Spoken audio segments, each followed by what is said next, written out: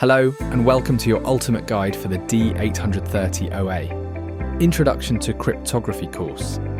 My goal today is simple: give you everything you need to fully understand the key concepts, master them, and walk into your D830 OA exam with total confidence.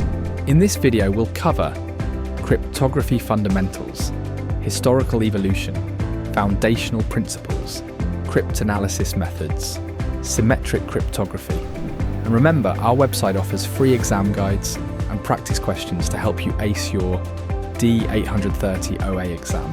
You'll find the link in the description below, so be sure to check it out and get the resources you need to study smarter, not harder. So let's dive right in. Let's start with the fundamentals. Cryptography comes from the Greek word kryptos, meaning hidden or secret. It's the science and art of protecting information by transforming it into an unreadable format. For thousands of years, cryptography was primarily used by military forces and governments to keep secrets from enemies. Today, it's everywhere in our daily lives, from protecting your emails to securing online banking transactions. Understanding this evolution helps us appreciate why cryptography is so critical in our modern digital world. The dual-use nature of cryptography makes it unique among technologies. It serves both military and commercial purposes, which means it's subject to extensive regulations worldwide. Many countries control the export and import of cryptographic technologies to prevent powerful algorithms from falling into the wrong hands. The Wassenaar Arrangement is an important international agreement where multiple countries agreed on standards for freely distributing publicly available cryptographic algorithms. This regulatory landscape is something you need to understand for your exam, as questions often test knowledge of these international frameworks. Cryptography provides us with multiple security capabilities that go far beyond just keeping secrets. Confidentiality is the most obvious benefit, protecting information from unauthorized disclosure. However, cryptography also gives us non-repudiation, which means a person cannot deny being the source of a message when digital signatures are used. This is crucial in e-commerce and electronic contracts. We also get integrity through hash algorithms, ensuring messages haven't been altered during transmission or storage. Authenticity proves who we're communicating with, and proof of origin confirms where messages came from. Now let's explore the basic operations that make cryptography work. Surprisingly, even the most advanced modern crypto systems rely on two fundamental principles that have been used for thousands of years: substitution and transposition. Substitution simply means replacing one value with another. The famous Caesar cipher, used by Julius Caesar himself, shifted the alphabet by 3 positions, so the letter A became D, B became E, and so on. This simple substitution masked messages from casual observation, though it was relatively easy to break with analysis. Transposition, also called permutation, works differently from substitution. Instead of replacing letters, transposition changes the order or position of the letters in the message. Think of it like scrambling the letters of a word. For example, the word fade could become DFEA by moving the first letter to the second position, the second letter to the fourth position, and so on, following a specific pattern defined by a key. Both substitution and transposition remain fundamental operations in all our modern cryptographic algorithms, just executed much faster and more complex. What we just covered about substitution and transposition is exactly the type of foundational material you'll find in our free practice question bank. These aren't just basic questions either. They're designed to test your deep understanding of how these operations combine in real cryptographic systems, just like the real OA exam will challenge you to think critically about fundamental principles. The history of cryptography stretches back incredibly far. We have evidence from ancient Egypt, dating back 4,000 years, where scribes used substitution ciphers to make messages more mysterious or protect information. In ancient Mesopotamia, clay tablets with cuneiform writing have been discovered where messages were encrypted, including one particularly interesting example that protected a formula for dyeing textiles. This is believed to be one of the earliest examples of using cryptography to protect intellectual property, showing that information security concerns are nothing new. The Greek city of Sparta developed an ingenious device called the citale. They would wrap a thin strip of parchment around a wooden rod and write their message along the length. When unwrapped, the letters were transposed, making the message unreadable unless you had a rod of the exact same diameter. This elegant physical implementation of transposition cryptography demonstrates how creative ancient civilizations were in protecting their communications. These historical examples aren't just interesting stories, they illustrate fundamental concepts that still apply today. Moving through history, we see significant developments in cryptographic techniques. In 1518, Trithemus wrote the first known book documenting cryptographic processes. Blaise de Vigenère developed the polyalphabetic cipher, using multiple alphabets instead of just one, making encryption much stronger. Sir Francis Bacon and Thomas Jefferson both contributed innovations, with Jefferson's wheel cipher eventually influencing the M209 machine used by American military forces in World War II. Understanding this progression shows how cryptography evolved from manual processes to mechanical devices. The transition from manual to mechanical cryptography marked a major advancement. Early manual methods, like one-time pads and Veronum ciphers, required careful hand calculations. Mechanical devices with wheels and rotors could perform these operations much faster and with fewer errors. The Japanese red and purple machines used electromechanical telephone stepping relays, representing another leap forward. Today we use electronic implementations through software and hardware, providing incredible speed and strength. This evolution continues with discussions about quantum computing's potential impact on cryptography. I know we're covering lots of detailed historical information, and you might be wondering how to practice applying all these concepts. That's precisely why I put together those free practice questions I mentioned earlier. They'll help you work through problems that combine multiple concepts, connecting historical development with modern applications, exactly as your OA exam will require you to demonstrate comprehensive understanding. Let me tell you about quantum cryptography and quantum computing, two terms that are often confused. Quantum computing has tremendous potential and power, but experts like Ron Rivest of RSA believe our current cryptographic algorithms will survive this challenge. Quantum cryptography is different.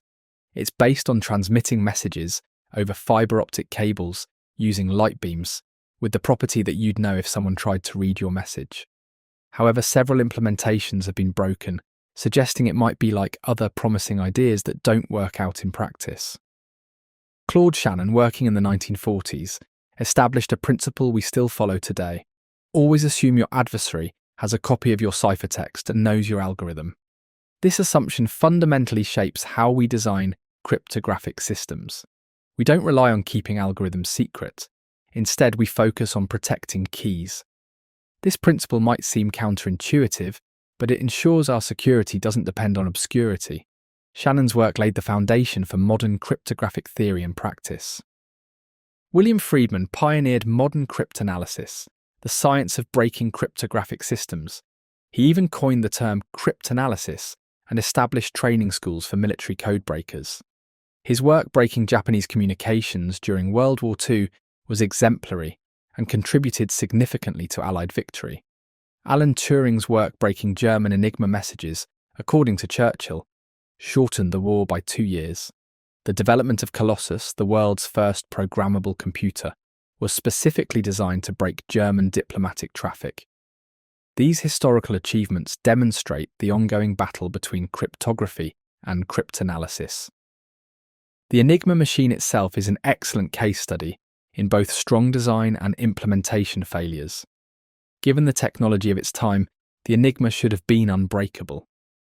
However, mistakes in implementation created vulnerabilities that skilled cryptanalysts could exploit. The Germans fell into predictable patterns, didn't change keys frequently enough, and failed to implement proper randomization techniques. This teaches us a crucial lesson. Even the strongest algorithm becomes weak when improperly implemented. Modern concepts like initialization vectors and confusion and diffusion principles emerged from analyzing these historical failures. If some of these more advanced historical concepts feel challenging right now, don't worry at all. That's completely normal, and it's exactly why I created that comprehensive practice question bank. Working through those problems will help solidify your understanding of how historical lessons apply to modern cryptography and build your confidence for tackling exam questions. Now let's move to principles that govern modern cryptography. Kirchhoff's principle, established in 1883, states that the strength of a crypto system depends on the secrecy of the key, not the algorithm.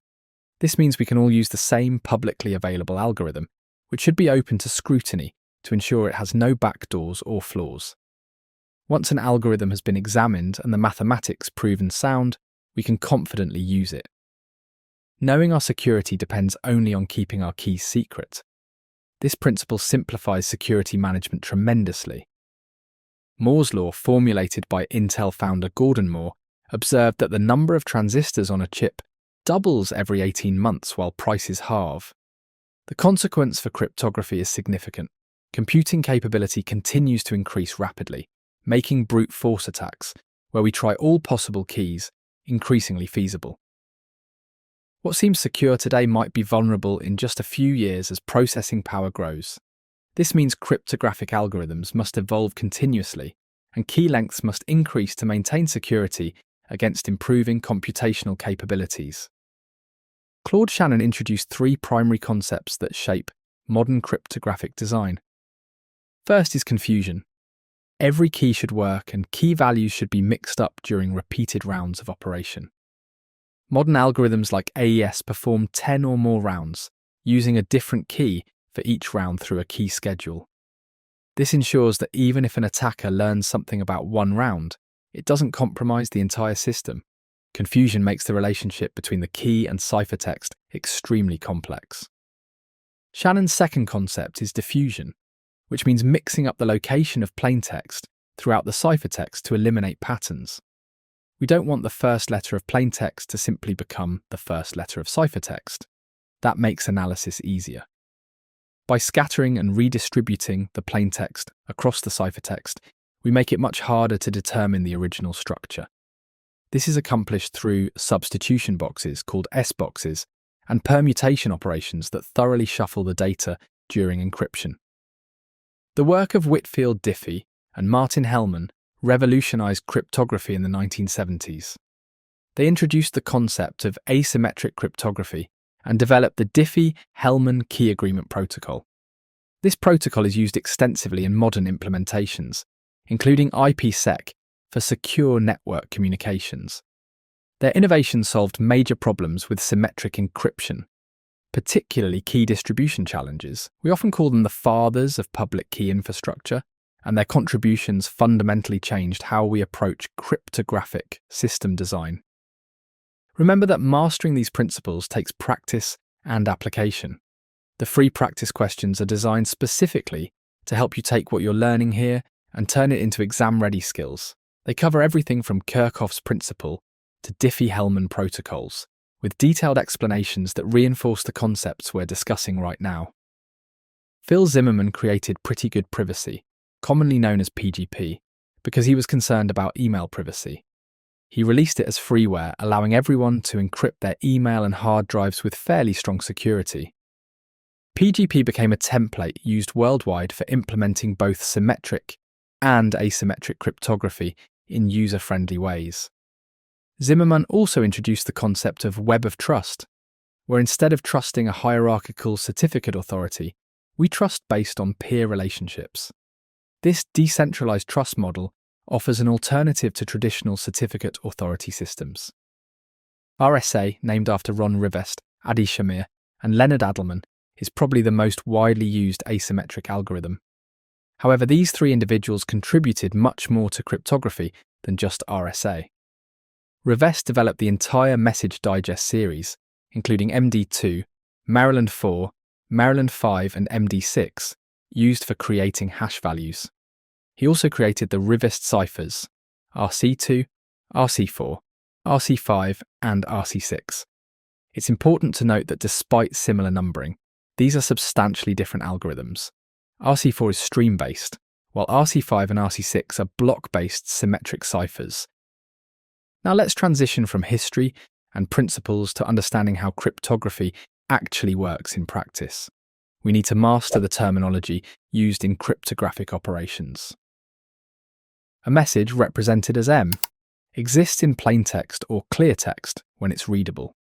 To transmit through an insecure channel or store in an accessible location, we use a crypto system to transform it. The crypto system uses an algorithm, which is a mathematical process, to encrypt, encipher, or encode the message. These terms are slightly different technically, but we generally refer to this transformation as encryption. The key, also called the crypto variable, is the crucial element that allows everyone to use the same algorithm while maintaining individual message security. According to Kirchhoff's principle, the key is the only thing we must keep secret. When we encrypt plain text using a key and algorithm, we generate ciphertext, which is the encoded or altered version of the original message. This ciphertext can be safely transmitted through insecure channels or stored in potentially vulnerable locations. Understanding this basic flow is essential for grasping more complex cryptographic operations. When someone receives ciphertext, they need to decrypt it to read the original message. Decryption, deciphering, or decoding reverses the encryption process, but requires the correct key to unlock the message. Think of it like a safe. The encryption process locks the message inside, and only someone with the correct key combination can unlock it. This logical process forms the foundation of all cryptographic systems, whether simple historical ciphers or complex modern algorithms. The concept of key space is fundamental to understanding cryptographic strength. Key space represents all possible keys that could be used with a particular algorithm. Consider an ATM card with a 4-digit PIN number. With digits 0 through 9, there are exactly 10,000 possible pins, ranging from 0000 to 9999. This is the complete key space. If someone found your card, they could theoretically try all 10,000 combinations in a brute force attack and eventually succeed. However, banks implement clipping levels, locking accounts after 3 failed attempts, which prevents brute force attacks while allowing for normal human error. Increasing key length dramatically increases security. If we change from a 4-digit PIN to a 5-digit PIN, the key space grows from 10,000 to 100,000 possibilities, making it 10 times stronger. This exponential growth in key space with each additional character is why we use key length as a primary indicator of cryptographic strength. International agreements like the Wassenaar Arrangement often base regulations on key length, recognizing this direct relationship between key length and security level. As we wrap up this detailed overview of cryptographic fundamentals, remember that understanding these concepts is just the first step. The real mastery comes from applying them, which is where those free practice questions become invaluable. They're completely free and designed specifically for OA exam success, covering every concept we've discussed from historical ciphers to modern key management principles. Breaking up patterns is critical in cryptographic systems. If we encrypt the same message repeatedly without variation, we'll generate identical ciphertext each time, allowing attackers to perform linear cryptanalysis by studying patterns across multiple messages. To prevent this, we use initialization vectors, abbreviated as IV. An initialization vector is random data added at the beginning of a message before encryption. Even if we encrypt the same message 10 times, adding a different random IV each time produces substantially different ciphertext, eliminating recognizable patterns.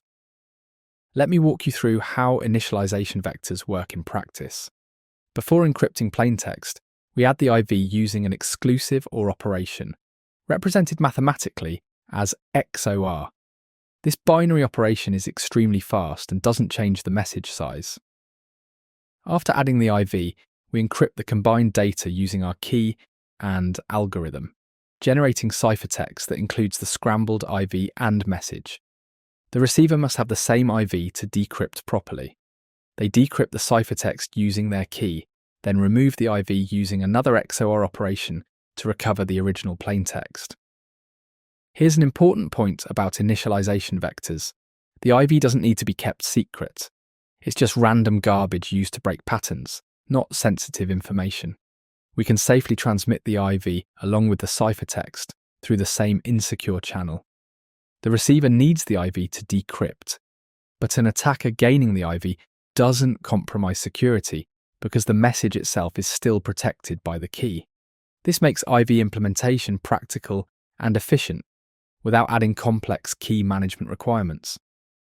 Now let's discuss cryptanalysis, the art and science of breaking cryptographic protection. Work factor is a crucial concept in cryptanalysis. It represents the amount of time or resources required to break cryptographic protection through unauthorized means. This is different from the time needed for legitimate encryption or decryption. When evaluating algorithms, we want high work factors that make attacks impractical. The work factor depends on key length, algorithm strength, and available computing power for attacking the system.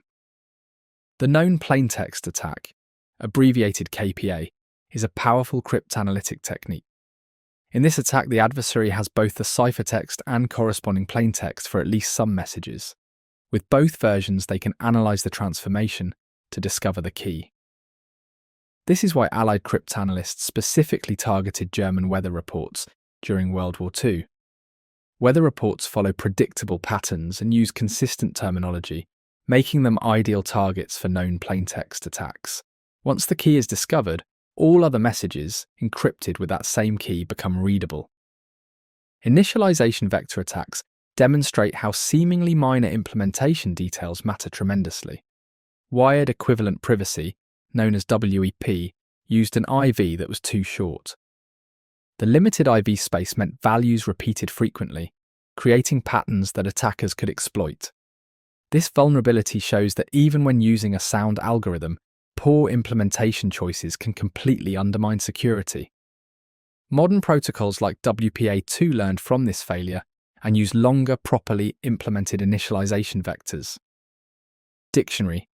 Attacks and brute force attacks target the key directly. In a dictionary attack, the attacker tries commonly used passwords or keys from a pre-compiled list. Brute force attacks try every possible key in the key space until finding the correct one. Rainbow tables, which are pre-computed tables of hash values, can accelerate these attacks. The defense against these attacks is using sufficiently long keys with high entropy, making the key space so large that exhaustive searching becomes computationally infeasible. Timing and power analysis represent sophisticated attack methods that target the physical implementation rather than the mathematical algorithm. Attackers connect directly to the cryptographic chip and measure execution time or power consumption during operations. These measurements can reveal information about the key being used. The first successful breaks of RSA encryption with shorter 384-bit keys used timing and power analysis. This shows how attackers exploit any available information, not just mathematical weaknesses. Ciphertext-only attacks are the most difficult for attackers. The adversary has only encrypted messages without corresponding plaintext or knowledge of the algorithm used. They don't even know for certain whether the intercepted data is actually encrypted messages or just random noise used as traffic padding to confuse monitoring. Without knowledge of the source language, algorithm, or any plaintext patterns, breaking ciphertext only is extremely challenging, though not always impossible with sufficient resources and time. Man-in-the-middle attacks target the communication channel rather than the cryptographic algorithm directly. The attacker positions themselves between sender and receiver, intercepting and potentially modifying messages in transit. This attack was particularly relevant to Diffie-Hellman key exchange protocols, where a man in the middle could potentially intercept key exchange messages and establish separate encrypted sessions with each party. Modern protocols implement authentication mechanisms to prevent these attacks from succeeding. Chosen plaintext and chosen ciphertext attacks require the attacker to have access to the cryptographic device itself. In chosen plaintext attacks, the attacker can submit plaintext of their choosing and observe the resulting ciphertext. In chosen ciphertext attacks, they submit ciphertext and observe how it decrypts. These attacks allow learning how the system operates through experimentation, even without understanding the internal algorithm. Adaptive versions of these attacks use information from previous attempts to inform subsequent choices, making them even more powerful. Linear and differential cryptanalysis are sophisticated mathematical techniques for attacking block ciphers.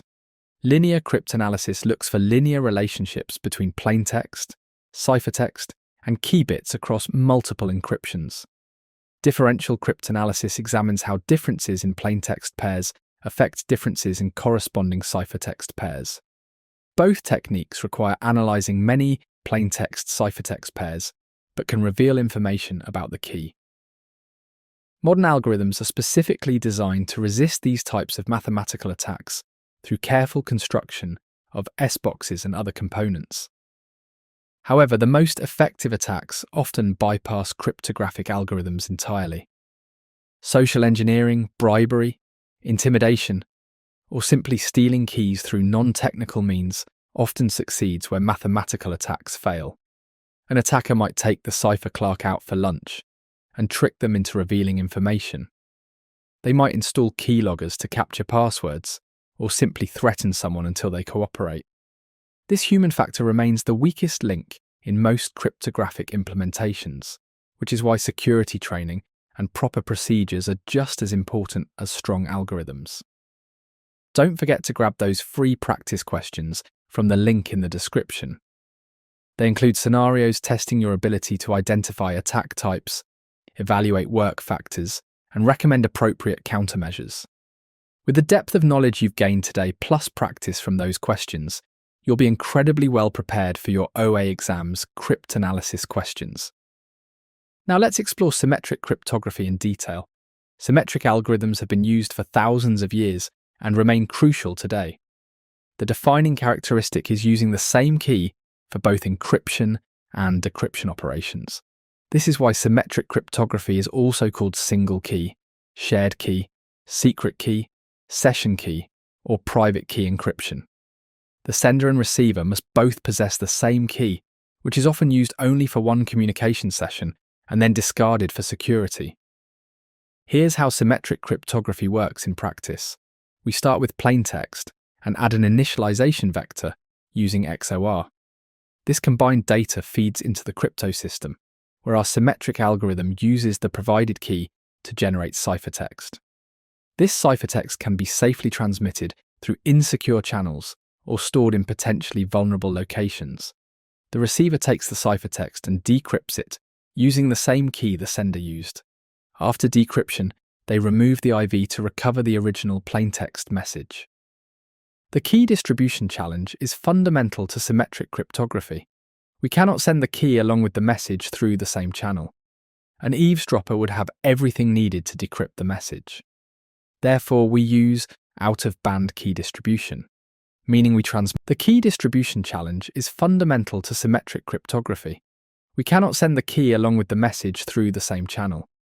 An eavesdropper would have everything needed to decrypt the message. Therefore, we use out-of-band. Symmetric ciphers offer several significant advantages. First, they're extremely fast compared to asymmetric algorithms, making them ideal for bulk data encryption and real-time applications like streaming video or voice over IP. Many strong symmetric algorithms are freely available without patent restrictions. The 5 finalists for the Advanced Encryption Standard, Ridge-and-Dale, Mars, Serpent, RC6 and Twofish, were all required to be royalty-free. This abundance of free, strong algorithms makes implementing symmetric encryption practical and affordable. Symmetric ciphers provide excellent confidentiality. A message encrypted with AES, the Advanced Encryption Standard, is extremely difficult to break through brute force or cryptanalysis. It would require specialized skills and resources beyond what most organizations, including many government agencies, currently possess. However, this security assumes proper implementation. The algorithm itself may be mathematically sound, but vulnerabilities often appear in the tools or implementations people actually use, highlighting the difference between theoretical and practical security. Symmetric ciphers can also provide integrity through mechanisms like hashed message authentication codes, abbreviated HMAC, or keyed hashing. Cipher block chaining message authentication code, called CBC-MAC, offers another approach to ensuring message integrity. While integrity isn't the primary purpose of symmetric encryption, these hybrid approaches combine confidentiality and integrity in practical implementations. Understanding how algorithms provide multiple security properties simultaneously is important for your exam. Examples of symmetric algorithms include DES, the data encryption standard derived from Horst Feistel's Lucifer algorithm. IDEA, the international data encryption algorithm, was developed by Sueja Lai and James Massey in Switzerland as a potential DS replacement. The advanced encryption standard, implemented using the Rigendahl algorithm, represents the current standard. Other important algorithms include Mars from IBM, Serpent from a joint UK-Israeli project involving Ross Anderson, Rivest ciphers RC5 and 6 from Ron Rivest, and Blowfish and Twofish from Bruce Schneier. Symmetric algorithms operate in either block mode or stream mode, which fundamentally affects how they process data. Block mode ciphers take a complete block of data and encrypt it in one operation. For example, we might take 16 characters and perform multiple rounds of substitution and transposition on that entire block before generating ciphertext. Large messages are divided into blocks, with each block encrypted separately. DS originally used 64-bit blocks, while AES uses 128-bit blocks, though Rigendahl also supports 192 and 256-bit blocks. Block mode ciphers achieve strong confusion and diffusion. Confusion comes from using different keys in each round through a key schedule. Diffusion results from substitution and transposition operations that scatter plaintext throughout the ciphertext. Modern block ciphers typically use straightforward operations like XOR for binary addition and S-boxes for substitution. Key lengths vary significantly. DES used only 56 bits, while AES supports 128, 192, or 256-bit keys. Larger keys create larger key spaces, making brute force attacks exponentially more difficult. Block ciphers work best when the complete plaintext is available before encryption begins. We can encrypt an entire email by breaking it into blocks, or encrypt a Word document by dividing it into fixed-size chunks. Block ciphers can operate in various modes, including electronic codebook, abbreviated ECB, and cipher block chaining, abbreviated CBC. ECB encrypts each block independently without initialization vectors, making it weak and suitable only for very small data like PIN numbers. CBC is much more commonly used for its superior security properties. Cipher block chaining creates an avalanche effect that significantly strengthens security. When encrypting the first block, we combine plaintext, the initialization vector, and the key. For the second block, instead of using the IV, we use the ciphertext from the previous block. This means ciphertext block 2 consists of plaintext block 2, the key, and ciphertext block 1. Each block depends on all previous blocks, creating a chain. If an attacker tries to break the encryption, they must break the entire chain, not just individual blocks.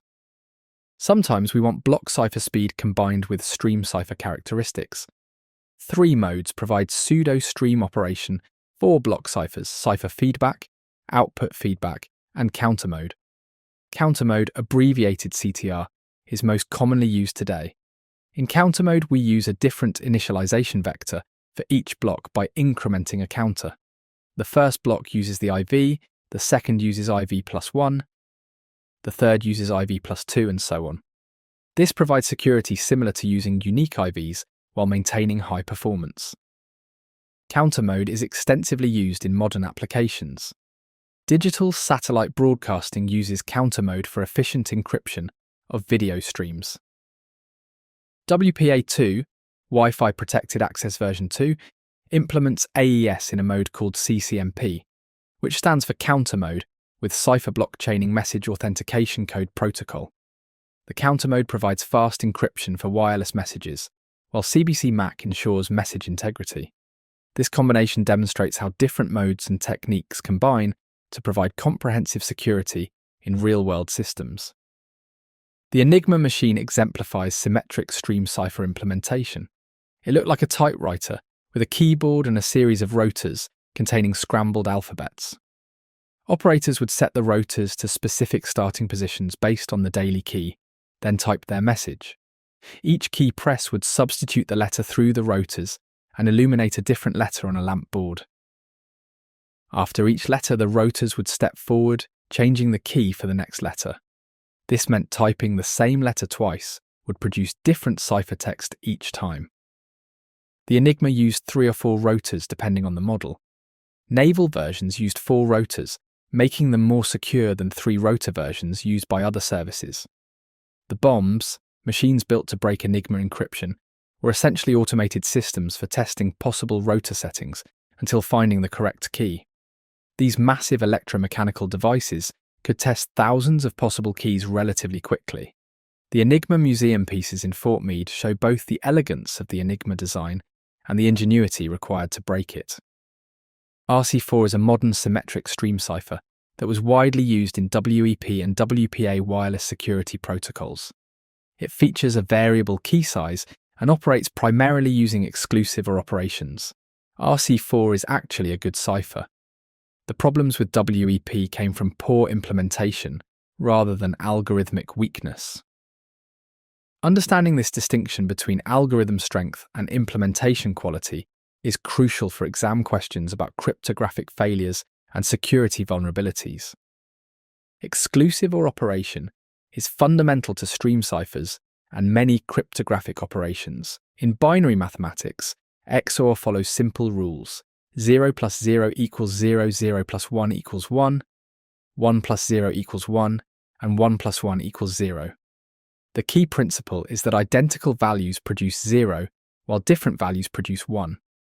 This operation is extremely fast for computers to perform and has the useful property that applying XOR twice with the same value returns the original input, making it perfect for encryption and decryption.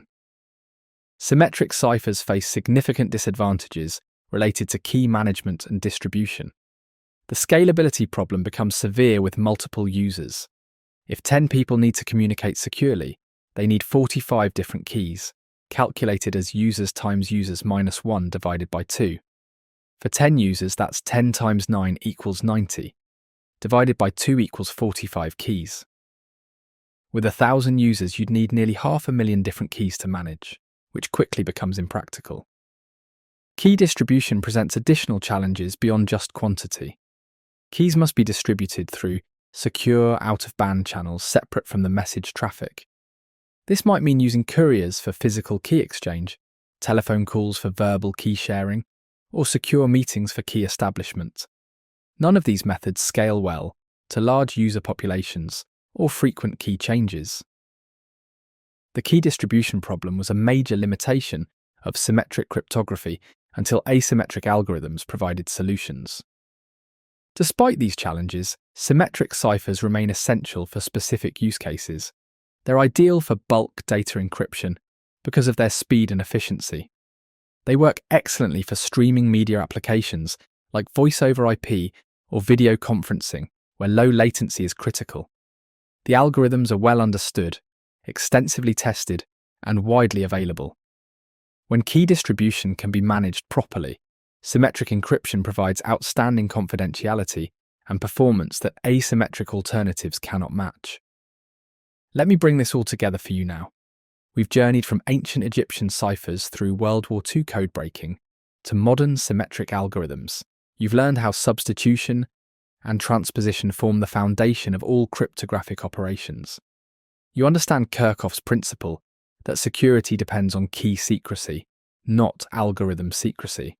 You know how Moore's law drives continuous evolution of key lengths and algorithm strength. You've mastered the terminology of plaintext, ciphertext, keys and initialization vectors that form the language of cryptography. You've explored the fascinating history, showing how implementation failures rather than mathematical weaknesses typically cause cryptographic breaches. The Enigma machine taught us about pattern avoidance and proper randomization. You understand work factor and various cryptanalytic attacks, from known plaintext to timing analysis. You've learned why social engineering often succeeds where mathematical attacks fail. You know symmetric ciphers provide excellent confidentiality and performance, but face key distribution challenges. Block ciphers and stream ciphers serve different purposes with different operational characteristics. These concepts don't exist in isolation, but connect and build upon each other. Historical lessons inform modern design principles. Cryptanalytic techniques drive algorithm evolution. Understanding both cryptography and cryptanalysis makes you a better security professional. The initialization vectors that break WEP when too short become powerful security tools when properly implemented. The confusion and diffusion Shannon described manifest in modern AES implementations with their multiple rounds and key schedules. Your OA exam will test not just memorization, but genuine understanding of how these concepts relate and apply. You'll face questions requiring you to identify appropriate algorithms for specific scenarios, evaluate cryptographic implementations for weaknesses, and recommend improvements to security systems. The practice questions I provided cover all these scenarios with detailed explanations that reinforce your learning. Make sure you work through them systematically to build confidence alongside knowledge. Remember that cryptography is fundamentally logical and understandable. Don't let the terminology intimidate you. Once you grasp the basic concepts, everything else builds naturally upon that foundation. The ancient Spartans and modern network security engineers face the same fundamental challenge: protecting information from unauthorized access. The tools have evolved from wooden rods to quantum computers, but the principles remain remarkably consistent. Your success on the OA exam depends on thorough preparation, combining conceptual understanding with practical application. The material we've covered today provides the conceptual foundation. The free practice questions give you the application practice. Together, they form a complete preparation strategy. Don't just read or watch passively. Actively engage with the material. Test yourself frequently, and make sure you can explain concepts in your own words. As you continue your studies, remember that cryptography is a dynamic field constantly evolving. What we've covered today represents established fundamentals that won't change, but implementations and specific algorithms continue advancing. Understanding principles rather than just memorizing facts prepares you not just for exams, but for professional practice in information security. The work of Diffie, Hellman, Rivest, Shamir and others continues inspiring new innovations. Go confidently into your exam, knowing you've built a solid foundation in cryptographic principles, operations and applications. You understand the historical context that shaped modern cryptography. You can explain how symmetric ciphers work, their advantages and limitations. You know various attack methods and appropriate countermeasures. You've mastered the essential terminology and can discuss these topics clearly and accurately. Make sure you grab those free practice questions and work through them systematically. Pay attention to the explanations, especially for questions you answer incorrectly. Use them to identify any remaining weak areas in your understanding. Return to this video to review specific concepts as needed.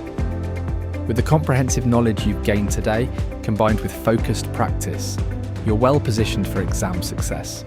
Good luck with your studies, and remember that understanding these fundamentals opens doors to fascinating careers in cybersecurity and information protection.